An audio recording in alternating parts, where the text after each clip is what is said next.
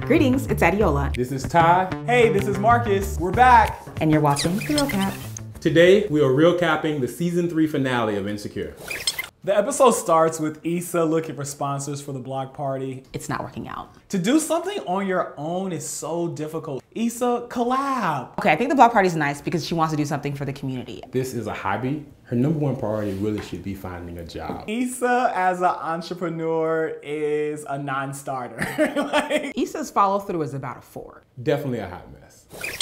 So Molly has gone in, she's taken over this meeting, she's impressed the partners. She felt like she had to angle, and so she angled. And then she finds out now they're gonna be co-leads on a really big client. He's clearly bothered. He sees her as a threat. My grandmother used to say, all your skin folk ain't your kinfolk. Like, just because you're at a black law firm, don't think that everybody's on your team. Not everybody at work is your friend. I love ambitious women. You have to go for what you want. You're not at work for friends. We don't need to do brunch. You don't need my Instagram or my Facebook.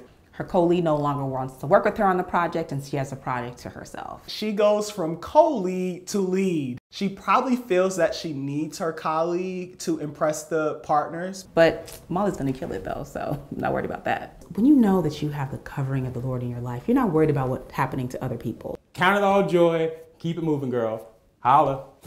Next, Molly goes to Issa's house to pick her up for her birthday. Here comes Nathan strolling out of nowhere after a month with some, tacky flowers that he picked up from Target.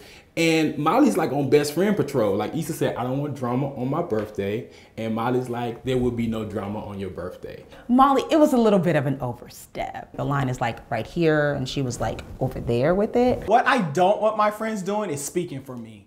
Bring me in, let me decide. Because Issa, at the end of the day, inside she was saying, but if he calls me, I'll pick up. It's a no. No, hard pass. Issa arrives for her birthday celebration. It's a movie night at the cemetery. I don't know about watching movies in the cemetery, but apparently it's a thing. I actually have gone to a movie in the cemetery. But it seems like a good idea because you wouldn't get any noise complaints. Issa sees Lawrence. It was really nostalgic.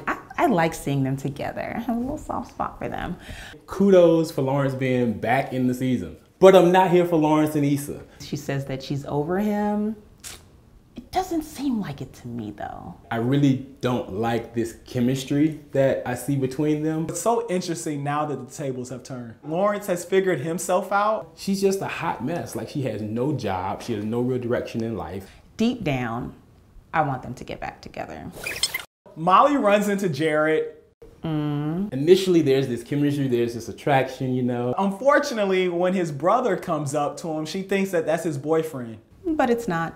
Molly does what she always does. She jumps to conclusions. Assuming. Molly jumps to a lot of conclusions. She completely shuts down. Her presuppositions and her judgments are ruining opportunities for her before she even really gets her foot in the door. So Issa meets the organizer of the movie night. Issa's looking at her thinking like, oh wow, she could be a great mentor. Issa's very shocked at how open and nice the lady is about like helping her. I'm completely here for this black girl bonding moment. Later on that night, that same lady is going on a date with Lawrence. Yeah, I don't think that's gonna work out. This black girl bonding moment might turn into a basketball wives moment. That block party is done. Molly and Issa are having a sleepover. Molly finally confides to Issa that Nathan came over. Issa is pissed. Issa loses it. She is clearly head over heels for Nathan. It's really blinding her from the fact that, like, girl, Molly was being a good friend and trying to keep you from drama on your 30th. Issa still would have wanted to know that the man that she was really feeling and saw something with was there, was trying to make up. Issa calls Molly out about her own relationship issues. Issa pulls up this thing where she's like, I don't do what you do. I try to keep people in my life when you kind of write people off.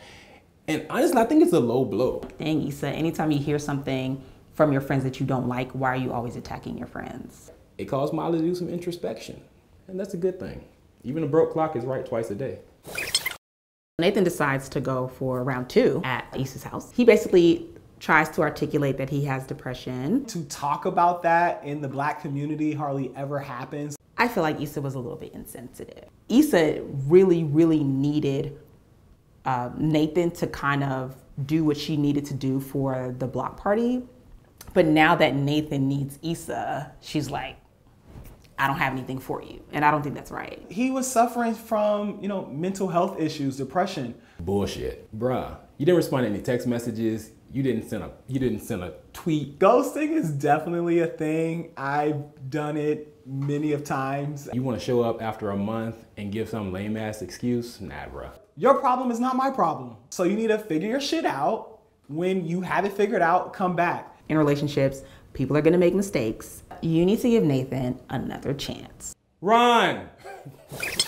After Molly really thinks through relationships and kind of how she wants to operate going forward, she reaches back out to the Asian dude. Molly had to apologize because Molly was really rude. That's the thing. I'm down for Asian Bae. I like the way he handles Molly. Shout out to him. I think he really sees something in her. Relationships are hard. If you find someone who is willing to work through it and you want to work through it with them, stay in it. We want to see Molly evolve and take some ownership for some of the shit that she's doing. It looks like she's having a great time with him, so get it, Molly. From the beginning of the season to now, Issa has grown a lot. It's been a long road, a long, hard road to watch, but she's getting there. I think she really has this epiphany around, look, I'm 30. It's time to get together. First of all, who knew Issa was 30? Because she asked about 24. I can't still be in my bed and there's a box where I'm charging my phone on top, right? Like, let me really get my place together. This season, I'm Team Lawrence. He has just this energy that you can tell, like, he's on the upswing. I'm Team Lawrence this season. Everybody else's season was a mess. I'm Team Lawrence. My boy has a job, he's in church, he's found Jesus, he's doing his thing.